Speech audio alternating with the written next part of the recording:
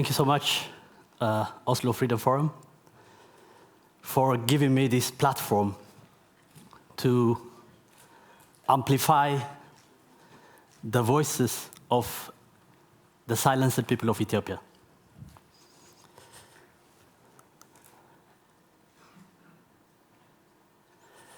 I come from Ethiopia, as you very well know. It's a country populated by 80 million people. But this country of 80 million people is ruled by one man. So we have a one-man rule in Ethiopia.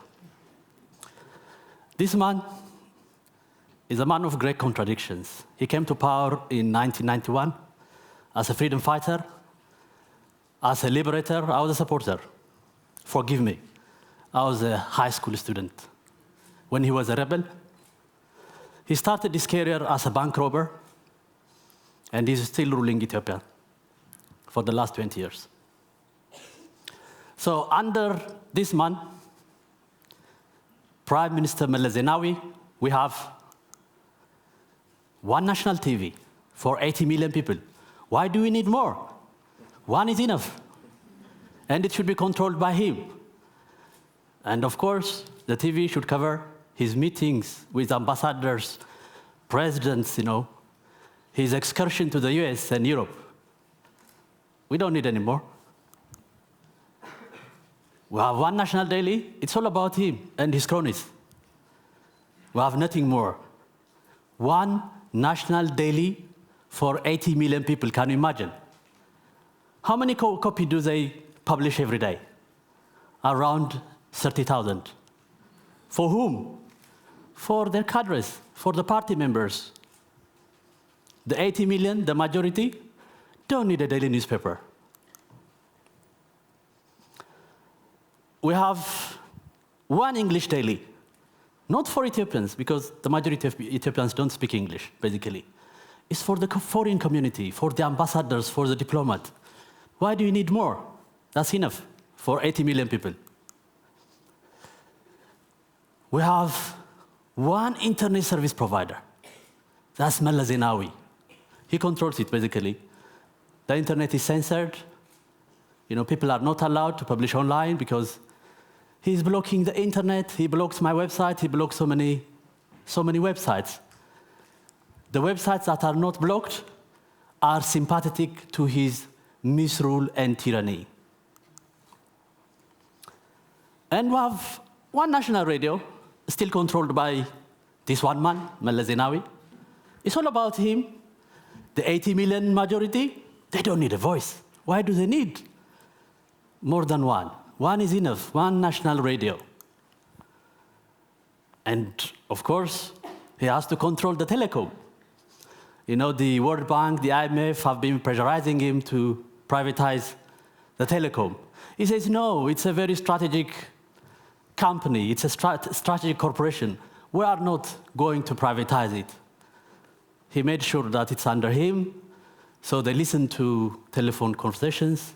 They monitor emails. They filter everything, So we have one internet service provider. That's Mr. Meles Zenawi.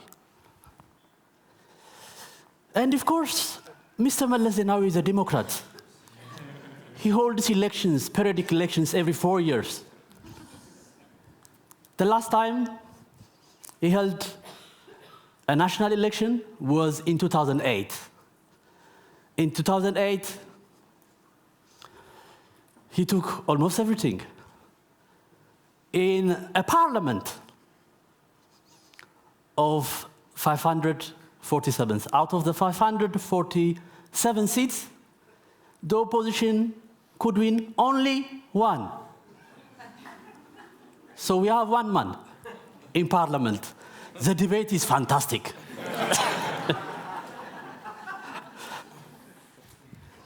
So he makes sure that the law is his. The country is his property. And of course, Mr. Zenawi tried a democratic election, the first contested election in 2005. In 2005, he opened up these media outlets that we enlisted a little bit, and he won the election. I mean, he lost the election. I'm sorry to say that. He opened up, he lost the election.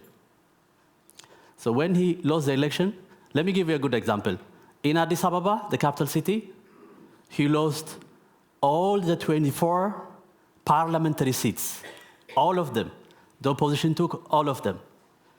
So when he realized that he lost the elections, he regretted. So what did he do? He stopped the count in the rest of the country because the election count, the vote count in the countryside is obviously slow. So he stopped it. He stopped the count. He counted the votes after chasing foreign observers, local observers, and he declared himself winner of the democratic election in 2005. So obviously, people protested. People said that this is a rigged election, Mr. Zenawi. So what did he do? He killed so many people. He killed around 200 people, injured around 800 more, and put in jail 40,000 people. It may be a record in Africa, in the recent history of Africa. 40,000 people were jailed. In fact, the rest of the world did not hear this tragic story because there is a conspiracy of silence in the West. Why does the CNN or the big media outlets cover this? He is a strategic ally to the United States, to Europe. He's fighting terrorists while he's terrorizing his own people. But some reporters, of course, covered the story. For example, David Blair of the Daily Telegraph wrote an article about this. That's what he said. A crackdown of this scale has not been seen in Africa for 20 years. And the repression exceeds anything by President Robert Mugabe of Zimbabwe for the past decade, at least. Apartheid-era South Africa's attacks against black townships in the 1980s provide the only recent comparison. That's what David Blair of the Daily Telegraph wrote, during these repressions. Then a lot of people were arrested, opposition party leaders, journalists, activists were put in jail, and they were charged with treason. He loves this word, treason. So they were charged with treason. 27 journalists, including 5 Voice of America correspondents who have never been into the country, and 8 exiled journalists. In total, 27 journalists were charged with treason and outrage against the Constitution. I don't know what that means, because there is no Constitution. The Constitution is his. So now, Ethiopia is a leading source of exiled journalists in the world, according to the Committee to Protect Journalists. This is a report released last year. Over 200 journalists, including myself, live in exile because, in Ethiopia, you cannot be a journalist unless you praise Mr. Zenawi. So now, we set up the Ethiopian satellite television in 2010. The Ethiopian satellite television is providing an alternative voice for Ethiopians. Ethiopian satellite television is the first non-profit and non-affiliated independent station established to deliver balanced, credible, accurate, objective and culturally appropriate programs to viewers, covering a broad perspective of issues relevant to the Ethiopian community that we hope will contribute to the development of democracy in Ethiopia. The founding members of this station affirm that Article 19 of the Universal Declaration of Human Rights will serve as their guiding principle. Article 19 states that everyone has the right to freedom of opinion and expression. This right includes freedom to hold opinions without interference and to seek, receive, and impart information and ideas through any media and regardless of frontiers. So this media organization has been set up by exiled Ethiopian journalists based in Europe and the United States, including myself. We have been challenging the government by telling the truth. The truth is what they hate. They don't want to listen or to confront the truth. But we know that the truth is so powerful, so overwhelming for tyrants and dictators across the world. So the Ethiopian satellite television is scaring them by providing voice to the voiceless. Voice is a powerful weapon against tyranny. So when we set up the Ethiopian satellite television, even poor people who cannot afford to buy food started buying satellite dishes. As you can see, even some of the roofs are not able to hold these big satellite dishes. So people were excited. But Mr. Zenawi started jamming. So he goes to China. He went to China and elicited the help of the Chinese government to jam us. But despite the fact that they made an effort to jam us, they made us very creative. We found ways. So at this stage, we have given up on the objectivity and professionalism of the VOA service to Ethiopia. And we have, for some time now, been trying to beef up our capacity to deal with it, including through jamming. I'm not sure whether we have yet built that capacity. But there are guidelines given to the concerned officials to build up that capacity. I understand they are close to achieving that capacity. And in that regard, they may have been testing their capacity in recent days. But that was not a formal process of jamming.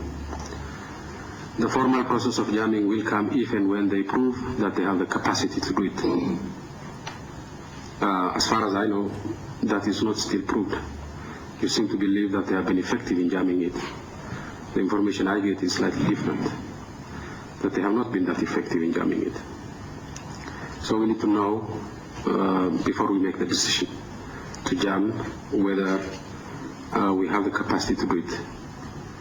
But I assure you, if they assure me at some future date that they have the capacity to jam it, then I will then give them the clear guideline to jam it. But so far, there has not been that formal decision to jam. Yes, they have developed the capacity to jam. So in order to overcome, the jamming challenge, we are online. We have set up a shortwave radio broadcast in Ethiopia, which is more effective. They are also trying to jam that, but in fact, we have been able to go through. We use social networking sites, and of course, we stream online. Our programs have been extremely very popular. For example, just to give you an example, we use multiple platforms, including YouTube. We archive our videos on YouTube. We have around 1,000 videos on YouTube. So especially within the last year, we saw a dramatic increase in our traffic. Only on YouTube, 6.3 million views has been registered, within just 1 year. So we are not funded by any foundations or any governments. We are funded through grassroots mobilization. We mobilize the Ethiopian diaspora in the US and Europe. And that's the mainstay of the Ethiopian satellite television. We hold different meetings and we invite speakers. People also raise funding for the Ethiopian satellite television. Because of this, because of the work we do, not just those of us who are in exile, even those courageous journalists back home, we have been charged with terrorism. The first picture is Iskender Nega, was awarded the PEN America Barbara Goldsmith Award for Courage in journalism. He's in jail. He has been jailed in the last 15 years 8 times. He is charged with terrorism. 2 Swedish journalists have been found guilty of terrorism, including Martin Schibbye. They have been sentenced to 11 years in jail. I myself have been charged with terrorism offenses. I'm not scared. Obviously, they're trying to scare us. My response was, I wrote an article, an open letter to the Prime Minister. Thanks for the honor, Prime Minister. Because when he calls me a terrorist, it means that he is scared of our voice. The power of the pen is mightier than the power of his swords. And that's the proof. As you can see in the cartoon, his terrorism law has been a huge burden on himself, not us. Wherever he goes, people protest. They denounce him. His own people, Ethiopians in the diaspora, they are the only ones who have the freedom to protest. Back home, they will shoot at people indiscriminately, so it's very risky to protest. One of the most difficult things, in our effort to challenge tyranny through the power of the media or through peaceful ways is Mr. Meles Zenawi is supported by the most powerful people in the world. For example, he has been invited to attend the G8 summit at Camp David in mid-May, this month. So they invite him and they provide him with platform. They consider him as a credible ally against terrorism while he is terrorizing his own people. So I think the most powerful countries in the world that claim to be advocates of freedom should stop supporting this man because he's terrorizing his own people. It doesn't make sense to have partnership with him as a credible ally against terrorism. I would like to make an announcement before I finish, which is I've talked to a number of people, including his owner, Irvin Kotler. He is a former, as you know, lawyer and advocate for Mr. Nelson Mandela. I asked him to advocate for us, for people like Iskandar Naga. He said, let me wait, let me think about it. And the next day he said, yes, I will take up the case of Iskandar Naga. And I'm very happy that he will take up our case. I thank you so much.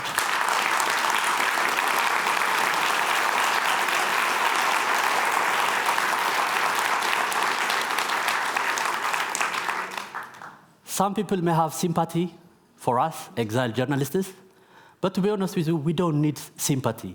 We need support. Thank you.